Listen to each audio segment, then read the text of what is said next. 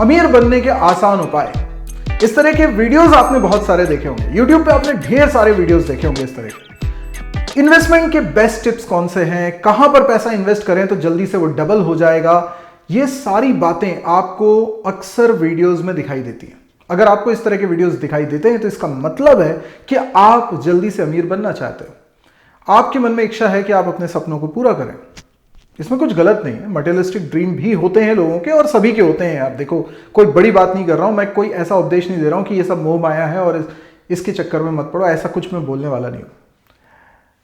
अगर आपको लगता है कि जिस तरह के ये बहुत सारे हजारों वीडियोस YouTube पर हैं इन्वेस्टमेंट के गाइडेंस और बेस्ट टिप्स, उसी के जैसा ये भी एक और वीडियो, अगर आप ऐसा सोच रहे हो तो दोस्तों ऐसा बिल्कुल भी नहीं है। ये वीडियो उनसे काफी अलग होने वाला है। मैं आपको यहां पर ये बात 100% क्लियर कर देना चाहता हूं कि ना तो इस वीडियो का कोई स्पॉन्सर है, ना ही मैं किसी फाइनेंशियल प्रोडक्ट को एंडोर्स कर रहा हूं, प्रमोट कर रहा हूं।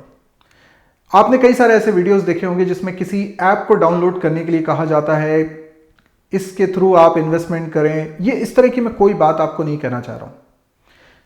बहुत सारा यूथ है जो इस चैनल पे है और मैं जनरली प्रोग्रामिंग लैंग्वेजेस से रिलेटेड वीडियोस बनाता हूं या फिर करियर गाइडेंस और मोटिवेशन से रिलेटेड वीडियोस बनाता हूं। लेकिन मैंने पिछले कुछ समय से ऐसे वीडियोस भी बनाना स्टार्ट किए हैं जिसमें मैं यूथ को गाइड कर सकूं कि जो गलत तरीके मार्केट में फ्लोट कर रहे हैं उनसे कैसे बचना है, उनकी सच्चाई क्या है। वो आपको आपके डर का, आपके ड्रीम्स का, आपके जो उतावलापन है कि जल्दी से हासिल हो जाए, इसका फायदा उठाकर आपसे वो गलत चीजें, गलत प्रोडक्ट खरीदवाते हैं, गलत रास्ते पर आपको लेकर जाते हैं। इससे आपका नुकसान ही होता है। तो इसीलिए मेरे ये ड्यूटी है एज अ टीचर कि मैं ये चीजें आपको बता सकूं, आपको क्लियर कर सकूं। तो आज का वीडियो इसी के बारे में है। लेकिन यकीन मानिए आज के वीडियो में मैं वो तरीका भी आपको बताऊंगा जिससे कि वाकई में आपका पैसा कई गुना बढ़ सकता है। अब वो टिप क्या है, उसके लिए इस वीडियो को अंत तक सुनिए।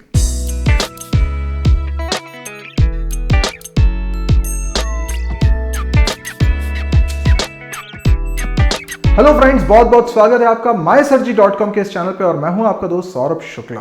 दोस्तों, आज के इस वीडियो में मैं आपको बताऊंगा कि वो बेस्ट टिप क्या है जिस तरह से आप इन्वेस्ट करें तो आपका पैसा कई गुना बढ़ सकता है। तो ये जो टिप है, ये इससे आपको लगेगा कि यार ये वीडियो भी बाकी वीडियो जैसा ही है, इन्वेस्टमेंट की कुछ टिप्स बता रहे होंगे, लेकिन मैं आपको बताऊं कि ये काफी अलग होने वाला है। क्यों अलग होने वाला है?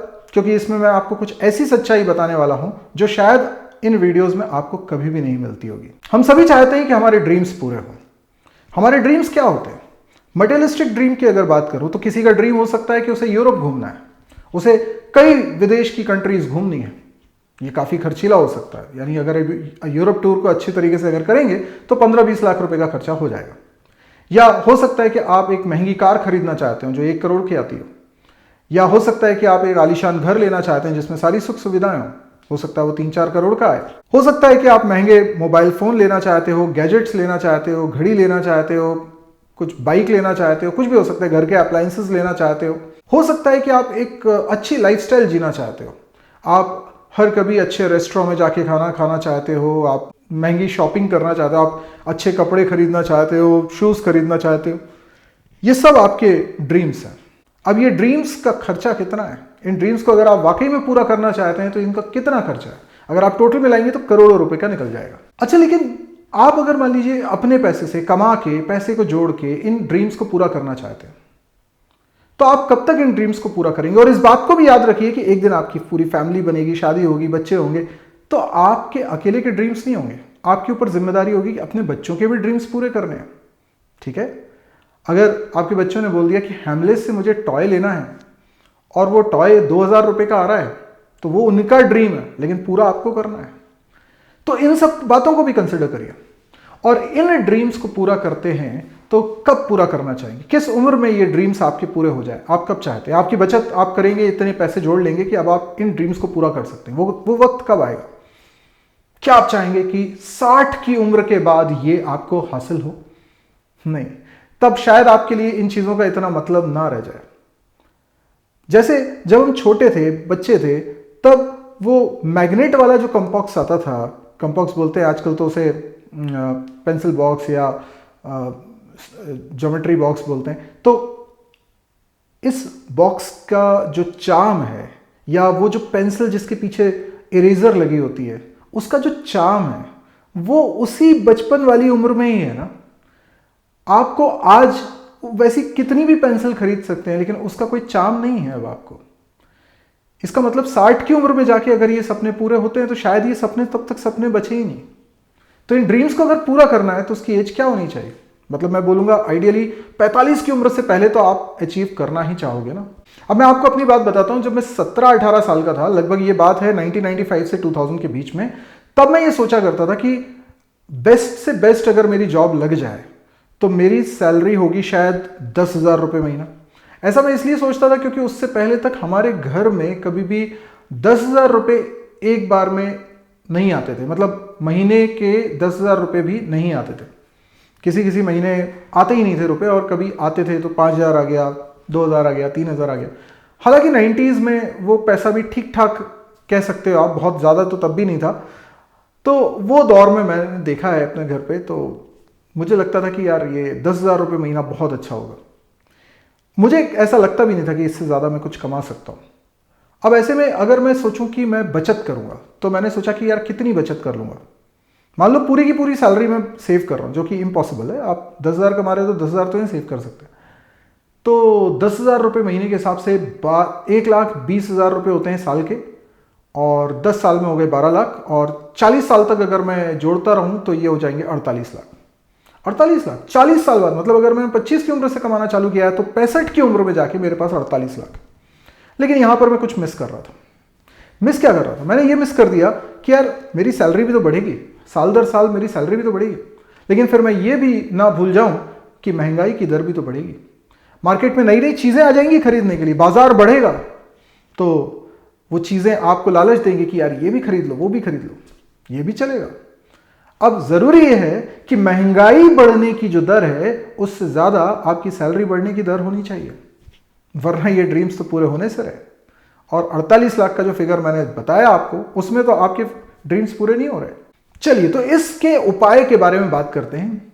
इन्वेस्टमेंट के जो कई सारे वीडियोस यूट्यूब पे चल रहे हैं, आप उनको अगर देख चुके हैं तो आपको मैं बताऊं कि ज्यादातर लोगों ने किस चीज की बात करी है। ज्यादातर लोगों ने बताया है कि भाई इन्वेस्टमेंट में कहां कहां आप इन्वेस्ट कर सकते हैं। आप सेविंग अकाउंट में रख सकते हैं, आप एफडी आरडी कर सकते हैं, या फिर आप म्यूचुअल फंड में पैसा लगा सकते हैं, आप शेयर मार्केट में लगा सकते हैं, या फिर आप प्रॉपर्टी खरीद सकते हैं। चलिए, ये 5 तरीके हम लोग कंसिडर करते हुए चलते हैं कि इनसे हमारा क्या होने वाला है। देखो, मैं कोशिश ये करता हूं कि आपको सच्चाई बता सकूं, रियलिटी बता सकूं कि रियलिस्टिकली क्या होता है। देखो, मैथ्स करने में सब कुछ बड़ा अच्छा लगता है। मैथमेटिक्स किया कि इतने पैसे से इतना पैसा आ जाएगा तो हमें बड़ा इजी लगता है, ठीक है, सब कुछ बड़ा अच्छा लगता है और ऐसा लगता है यही सही तरीका है। लेकिन प्रैक्टिकली क्या हो सकता है वो सच्चाई को भी समझना जरूरी है। यानी किसी तरह का आपको कंफ्यूजन नहीं होना चाहिए, गलतफहमी नहीं होनी चाहिए। उस गलतफहमी को ही मैं दूर करने वाला हूं अभी। अब जरा सा कैलकुलेशन पे हम चलते हैं। चलिए, अगर मान लीजिए कि आपने कमाना शुरू किया है, और मैंने 10,000 रुपये महीना बोला था, वो तो बहुत कम बोला था, आज के हिसाब से सोचते हैं तो आपकी नॉर्मल सभी लोगों की अगर बात करूं, मैं उन लोगों की बात नहीं कर रहा हूं जो लोग बहुत अच्छा सैलरी पैकेज हो गया है, वो तो अलग ही बात है। मैं नॉर्मल लोगों की बात कर रहा हूं। 25,000 रुपये महीने आपकी सैलरी से स्टार्टिंग करते हैं। 25,000 रुपये अगर सैलरी है, मतलब साल का 3 लाख। अब 3 लाख रुपए में आप कितना सेव करने की उम्मीद करते हो?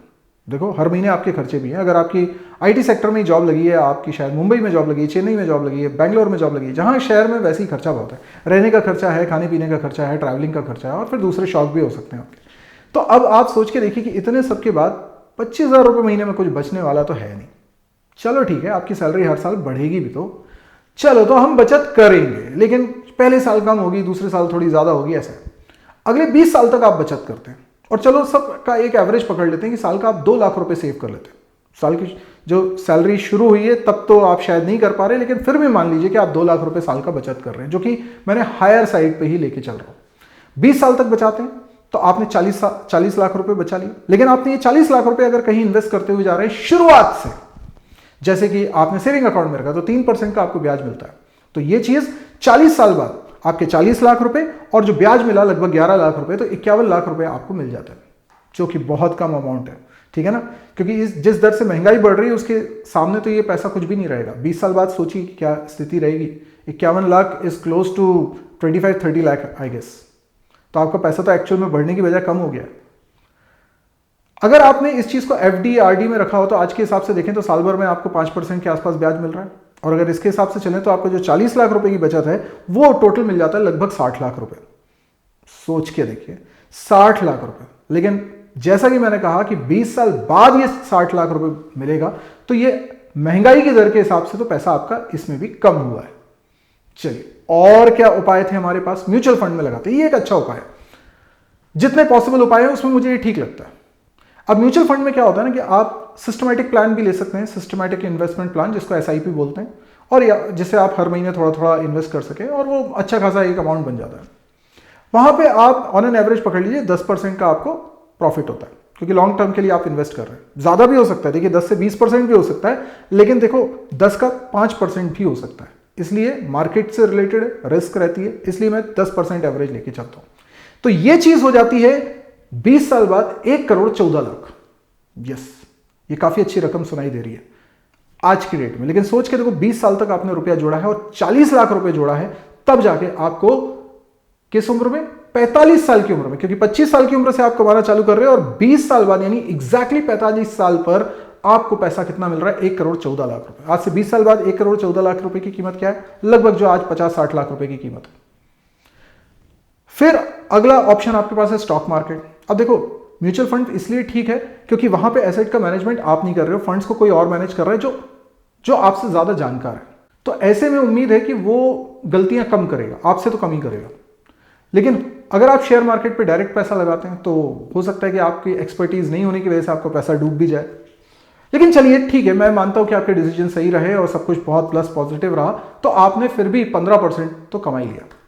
अब 15% भी अगर आपने कमा लिया तो आपका 2 करोड़ रुपए हो जाएगा 20 साल बाद। आपका 40 लाख 2 करोड़ रुपए बन जाएगा। हो सकता है इससे ज्यादा भी बन जाए, लेकिन रिस्क बहुत ज्यादा है। प्रॉपर्टी वगैरह का तो मैं ज्यादा इसलिए नहीं ले रहा क्योंकि वो बहुत डिपेंडिंग है। आपने प्रॉपर्टी ली, उस जगह की कीमत बढ़ी नहीं बढ़ी आपको नहीं मालूम, लेकिन फिर भी 10% का प्रॉफिट तो वो भी दे देगी। तो जो म्यूचुअल फंड में मिल रहा है वो समझ लो इसमें भी मिल जाएगा। लेकिन प्रॉपर्टी के साथ दूसरी दिक्कत है, आज आपके पास जब पैसा नहीं है शुरुआत में और आप प्रॉपर्टी खरीदना चाहते हो तो आप लोन लोगे, और लोन का जो ब्याज रहेगा ना वो ज्यादा रहेगा बजाय इसके कि आपकी जो सेविंग हो रही है। तो इस हिसाब से क्या होता है, वो आपका घाटे का सौदा हो जाता है। आपको रहने के लिए छत मिल रही है, ये फायदा आप सोच सकते हो, लेकिन अदरवाइज देखा जाए तो उसमें आप इतना पैसा देते हो कि वो घर की जो कीमत है उससे दुगने से ज्यादा आप दे देते हो। तो वहां तो आप कुछ इन्वेस्टमेंट उसको मानो मत। लेकिन अगर इन सारे उपायों को देखें तो आपने ये देखा कि आप 2 लाख रुपए अगर साल का जोड़ते हो तो आप मैक्स टू मैक्स 2 करोड़ रुपए कमा सकते हो। ठीक है, अब 2 करोड़ में भी आपके सारे सपने पूरे नहीं हो रहे, जैसे हमने शुरुआत में बात करी थी। अगर आप एक अच्छा घर लेना चाहते हो, आलीशान घर लेना चाहते हो, तो आपको उससे कॉम्प्रोमाइज करना पड़ेगा। और वो घर कब मिलेगा आपको? 45 साल के बाद। अब 45 साल के बाद आज के हिसाब से आलीशान घर आपको 3-4 करोड़ में मिल रहा है, तो 20 साल बाद 45 की एज पे आपको जो मिल रहा है, सोच के देखिए, क्या उस घर को आप आलीशान घर बोलोगे? क्योंकि आपके पास 2 करोड़ ही है। ठीक है, जो तब 20 साल बाद शायद 2 करोड़ की कीमत 1 करोड़ के आसपास की होगी। तो मैं क्या कहना चाह रहा हूं, ये गणित करने में तो अच्छा लगता है, ये मैथमेटिकली तो अच्छा लगता है, लेकिन प्रैक्टिकली ये फीजिबल नहीं है।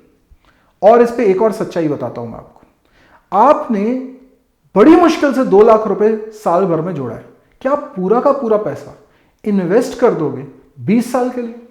आपको पता नहीं है कि आप अगले पल जिंदा भी रहोगे कि नहीं रहोगे। आप 20 साल के लिए इतना पैसा ब्लॉक करने वाले हो क्या? एक्चुअल में नहीं। और फिर आप पैसा इसलिए भी तो अपने अकाउंट में रखना चाहते हो कि एकदम इमरजेंसी आ गई तो पैसा कुछ तो होना चाहिए। तो आप सारी सेविंग तो इस तरीके से इन्वेस्ट नहीं कर सकते। आप सब में थोड़ा थोड़ा लगाओगे, ये भी मैं मान सकता हूं, पर अगर थोड़ा थोड़ा लगाओगे तो फिर 2 करोड़ तो नहीं मिलने वाला ना आपको। चलिए, अब ये गणित आपको समझ में आ गया। अब मेरी एक कहावत सुनिए, दांत खुरचने से कभी पेट नहीं भरता। इस कहावत का मतलब क्या? जैसे खाना थोड़ा फंस जाता है दांत में, अगर आप उसको खुरचोगे तो कितना खाना रहेगा? इतना सा। उससे पेट भर सकता है? नहीं भर सकता। तो जितनी अगर आपकी कमाई है, अगर इनकम आपकी इतनी है, तो बचत इससे तो कम ही होगी ना। अगर इनकम ही कम होगी तो बचत तो कम होगी ही ना। तो उसमें आप सपने कैसे पूरे करोगे? और हम इन्वेस्टमेंट की जो टिप्स देख रहे हैं उसमें हम ये समझने की कोशिश कर रहे हैं कि हमारा वो इतनी सी बचत इतने सारे पैसे बन जाए और हम अमीर बन जाए। तो यार बस ये प्रैक्टिकली पॉसिबल नहीं है। अब जो इतने सारे वीडियोस हैं, क्या ये एक स्कैम है? नहीं, ऐसा नहीं है। कई सारे अच्छे यूट्यूबर्स हैं, जानकार लोग हैं फील्ड के, कोई सीए है, कोई फाइनेंशियल प्लानर है, बहुत सारे तरह के लोग हैं, और जो वाकई में इस तरह के लोग हैं उन्होंने अगर कुछ गाइडेंस दिया है तो वो सही भी होगा। मैं कोई सीए नहीं हूं, मैं कोई फाइनेंशियल प्लानर नहीं हूं, तो मैं क्लेम नहीं कर सकता और मैं ये नहीं कह सकता कि वो गलत बोल रहा हूं। मैं जो भी बोल रहा हूं अपने एक्सपीरियंस के आधार पर बोल रहा हूं और यूथ को गाइडेंस दे रहा हूं, क्योंकि मैं एज अ टीचर ये चीज बता सकता हूं। तो मुझे ऐसा लगता है कि ये सारे जो इन्वेस्टमेंट प्लान्स हैं ये आपके ड्रीम्स को पूरा नहीं करते। एक्चुअल में आपके जो रिक्वायरमेंट्स है ना, उसको 3 कैटेगरी में आप समझिए। सबसे पहली रिक्वायरमेंट आप ये मान के चलिए कि आपको इमरजेंसी में नीड है, आपको सर्वाइवल के लिए जरूरत है पैसे की, सर्वाइवल के लिए जरूरत है, कुछ इमरजेंसी आ गई, अब आपको पैसे की जरूरत है, तो वो है सर्वाइवल के लिए आप बचत करना चाहते हो। दूसरा होता है आप लायबिलिटीज को पूरा करने के लिए बचत करना चाहते हो। अपना बच्चा है वो बड़ा होगा तो उसके एजुकेशन पे आपको खर्चा करना पड़ेगा, उसकी कॉलेज की फीस देनी पड़ेगी, उसकी कोचिंग की फीस देनी पड़ेगी, तो उसके लिए आप बचत कर रहे हो। तो ये लायबिलिटीज है। आपके पेरेंट्स को आपको टेक केयर करना, वो लायबिलिटीज हो गई। ठीक है, आपको मकान की किस्तें चुकानी, ये लायबिलिटीज हो गई। तो इस तरीके से आपको लायबिलिटीज और एसेंशियल के लिए पैसा जोड़ना है। और तीसरा है आपको ड्रीम्स के लिए पैसा जोड़ना है। अब ये 3 कैटेगरी हो गई। मैं आपको गारंटी से कह रहा हूं कि ये जितनी भी फाइनेंशियल प्लानिंग की बात होती है ना, ये आपके सर्वाइवल के रिक्वायरमेंट को पूरा कर सकती है। आप एफडी में रखें पैसा, आप म्यूचुअल फंड में डालें, ये सारा जो इन्वेस्टमेंट है ना, इससे आपके ड्रीम्स पूरे नहीं होते, लेकिन आपके सर्वाइवल की नीड जो है वो पूरी हो जाती है कि भाई इमरजेंसी आ गई थी, पैसा काम आ गया। थोड़ी बहुत आपकी लायबिलिटीज भी पूरी हो जाएंगी। अगर अच्छे से प्लानिंग करेंगे तो थोड़ी बहुत लायबिलिटीज आपकी पूरी हो जाएंगी। बच्चे को पढ़ा वढ़ा दिया, ये हो गया, लेकिन वो जो 1 करोड़ की कार लेनी थी वो नहीं ले पाए, यूरोप टूर है वो रह गया यार। ठीक है, ऐसी कई सारी दिक्कतें होगी। और तीसरी जो चीज़ है ड्रीम्स, वो तो बिल्कुल भी पूरी नहीं हो रही। तो इसका मतलब क्या है? इसका मतलब ये है कि दांत खुरचने से पेट नहीं भरता। जब इनकम ही कम है तो जो पैसा आप बचा रहे हो इससे ज़्यादा कुछ बन नहीं पाएगा। तो मैं आपको इतना ही गाइड करूंगा कि इन चीज़ों से ज़्यादा कंफ्यूज नहीं होइए कि बहुत अमीर बन जाएंगे। ये जो अमीर बनने के नुस्खे हैं ये एक्चुअल में फेलियर है। ठीक है, ऐसी बहुत सारी बेस्ट सेलर बुक्स भी आती हैं, है ना, अमीर कैसे बना जाए। वो सिर्फ आपके सपनों को पूरा करने के लिए एक आपको उम्मीद जगाते हैं, जिससे कि आपको लगे कि आपके प्रॉब्लम ये सॉल्व कर देगा, इसलिए आप सोचते हो कि उसको पढ़ लिया जाए, उसको देख लिया जाए। इस बात का ये लोग फायदा उठाते हैं। तो ये एक्चुअल में ना आपके साथ धोखा हो रहा है। आप उनके ग्राहक हो, आप उनका कंटेंट देखो, इसके लिए वो इस तरह की चीजें बना रहे हैं। तो आपको मिसगाइड कर रहे हैं, सही बता रहा हूं, मिसगाइड कर रहे हैं, आपका टाइम खराब कर रहे हैं। अब आपको इस भ्रम से बाहर आने की जरूरत है। तो ऐसी कोई चीज नहीं है, ऐसा कोई इन्वेस्टमेंट नहीं है कि भाई आप साल के इतने थोड़े थोड़े रुपए जोड़ोगे और एकदम से बिल गेट्स बन जाओगे, बहुत अमीर हो जाओगे। ऐसा कभी होने वाला नहीं है। ठीक है, तो इस भ्रम से आप दूर रहिए। लेकिन मैं आपको सिंपल इन्वेस्टमेंट के बारे में बताता हूं। आपको 3 तरह के इन्वेस्टमेंट जरूर करने चाहिए। पहला, आपको टर्म इंश्योरेंस जरूर लेना चाहिए कि अगर आप नहीं रहे तो आपकी फैमिली को, जो आप पे डिपेंडेंट हैं, उनको अच्छा खासा पैसा मिले। काफी बड़ा टर्म इंश्योरेंस लीजिए, जिससे कि उन लोगों को सपोर्ट मिल जाए आपके नहीं रहने पर भी, क्योंकि इससे फर्क पड़ता है। दूसरी चीज, आपको एक हेल्थ इंश्योरेंस जरूर लेना है। हेल्थ इंश्योरेंस इसलिए लेना है, कभी ना कभी फैमिली में कोई ना कोई ऐसा बीमार होता है कि मेडिकल बिल्स तो आप जानते हो जबरदस्त होते हैं। तो आपको जरूर से हेल्थ इंश्योरेंस लेना है, जिससे कि आप ऐसी सिचुएशन में बड़े आसानी से, फाइनेंशियली तो आपको दिक्कत ना जाए। मतलब होगा ये कि अगर 80% बिल भी इन इंश्योरेंस कंपनी ने भर दिया तो समझ लीजिए कि आप उस क्राइसिस से निकल गए। और ऐसा कभी ना कभी तो होता ही यार, सबके साथ होता है। तो हेल्थ इंश्योरेंस होना चाहिए। और तीसरे तरह का इन्वेस्टमेंट ये है कि आपके पास कम से कम 1 साल की सैलरी सेविंग अकाउंट में होनी चाहिए। मतलब क्या है कि जैसे आपकी 6 लाख रुपए साल की सैलरी है, तो आपके पास 6 लाख रुपए होना चाहिए बैंक अकाउंट में, कि अगर किसी दिन नौकरी चली गई, कुछ भी ऐसा क्राइसिस होता है, तो साल भर का पीरियड आपके पास स्मूथ रहे, पैसा रहे, ताकि आप 1 साल में कुछ नई चीज चालू कर सको, नया कुछ जॉब हासिल कर सको। इतना बफर पीरियड आपके पास होना चाहिए, इतनी सिक्योरिटी आपके पास होनी चाहिए। इससे ज्यादा आप इस बचत से कर नहीं पाओगे। अगर होता है तो बहुत अच्छी बात है, थोड़ी बहुत लायबिलिटीज पूरी हो जाएंगी, लेकिन सब कुछ नहीं हो पाएगा। लेकिन अब मैं जो तरीका आपको बताने वाला हूं, जैसा कि मैंने वादा किया था कि मैं एक ऐसी शानदार टिप आपको देने वाला हूं कि वो इन्वेस्टमेंट अगर आपने किया तो आप वाकई में अपने पैसे को कई गुना बढ़ा सकते हो और अमीर भी हो सकते हो। तो वो टिप क्या है, सुनिए। और जेन्युइन टिप है, अगर पसंद आए तो इस वीडियो को तुरंत लाइक कर देना और इस वीडियो को शेयर भी करना, ताकि ज्यादा से ज्यादा यूथ को पता चले कि ये जो भ्रम फैलाने वाली चीजें, इससे बचें और सही चीज क्या है उसको समझें। तो वो टिप ये है कि आप लर्निंग पे इन्वेस्ट करिए। देखो मेरी बात समझना, हम लोग लर्निंग पे सबसे कम इन्वेस्ट करते हैं। हम लोग जो आता है, एक बार जॉब लगी उसके बाद फिर हम कुछ लर्निंग नहीं करते। ऐसे नहीं करना। आप सोच के देखिए कि जॉब में हर साल आपको कुछ सैलरी में ग्रोथ होती है, लेकिन वो ग्रोथ समझ लीजिए महंगाई की दर के आसपास ही रहती है, तो पता चला कि आपको कुछ खास फर्क नहीं पड़ता। महंगाई भी उस हिसाब से बढ़ गई, आपकी सैलरी भी उस हिसाब से बढ़ी, तो आपका तो स्टेटस वहीं का वही है। आपकी सैलरी में एकदम से हाइक नहीं होती, थोड़ा थोड़ा करके बढ़ती है एक्सपीरियंस के कारण। एक्चुअल में चाहिए आपको कि आपकी ग्रोथ एकदम डबल। अभी सैलरी आपको 6 लाख मिलती थी, अगले साल 12 लाख मिले, उसके अगले साल 24 लाख मिले। ये होना चाहिए। अब ये कैसे होगा? ये तभी होगा जब आप लर्निंग पे इन्वेस्ट करेंगे और अपनी स्किल्स को अपग्रेड करेंगे। आप देखिए कि अपने जो भी आप काम करते हैं उसमें जो एम्प्लॉइज हायरार्की है, उसमें जो काम की हायरार्की है, उसमें कैसे आप लैडर में ऊपर जा सकते हैं, उसके लिए क्या स्किल्स आनी चाहिए। आप उस स्किल्स के बारे में, आपको कोई कोर्स करने की जरूरत पड़े आप उसको पढ़िए, आपको कुछ ऑनलाइन सीखने की जरूरत पड़े आप ऑनलाइन सीखिए, आप प्रैक्टिकल करके करिए, सीखिए, जो भी जहां से भी सीखने को मिल सकता है आप सीखिए। उसके लिए एक्स्ट्रा टाइम निकालिए। आपको थोड़ा पेन होगा लेकिन वो आप करिए। उस लर्निंग पे जो आपने इन्वेस्ट किया, पैसा भी इन्वेस्ट किया, टाइम भी इन्वेस्ट किया और अपना थोड़ा सेक्रीफाइस भी किया आपने अपने टाइम का, है ना। आप कहीं और आराम कर सकते थे लेकिन आप नहीं, आप इस पे टाइम दे रहे हैं, तो ये आपका इन्वेस्टमेंट है। ये उतना ज्यादा महंगा इन्वेस्टमेंट नहीं है। अभी भी आपका पैसा जो बचत हो रही है वो बचा हुआ है, क्योंकि लर्निंग पे बहुत ज्यादा इन्वेस्ट करने की जरूरत नहीं पड़ती कभी भी। तो आपका वो पैसा तो अभी भी जो कमाई कर सकता था वो कर ही रहा है। म्यूचुअल फंड में पड़ा है, सेविंग अकाउंट में पड़ा है, वो तो कर ही रहा है, कमा रहा है, उसको छोड़ दो, वो तो कर ही रहा है। लेकिन ये लर्निंग पे तुमने इन्वेस्ट कर दिया तो तुम्हारी सैलरी हर साल डबल हो सकती है। और यकीन मानो, ये मैं अपने एक्सपीरियंस से कह रहा हूं। मैंने लर्निंग पे इन्वेस्ट किया हमेशा और उसने मुझे हमेशा बहुत बढ़िया रिजल्ट दिए। जो भी इनकम थी हर साल उसने डबल करवाई। तो मुझे ये पूरी गारंटी के साथ, पूरे विश्वास के साथ मैं ये बात बोल रहा हूं कि आप लर्निंग पे इन्वेस्ट करिए। आप देखिए आपके पैसे की ग्रोथ कैसी होती है। यकीन मानिए 2-3 साल 4 साल के अंदर आप अपने सपने पूरा करना शुरू कर देंगे। एक एक करके आप सारे सपने पूरे कर लेंगे। आपको 20 साल का इंतजार नहीं करना पड़ेगा। लेकिन ये तब होगा जब आप लर्निंग को सबसे प्रायोरिटी पे एक इन्वेस्टमेंट बनाओगे।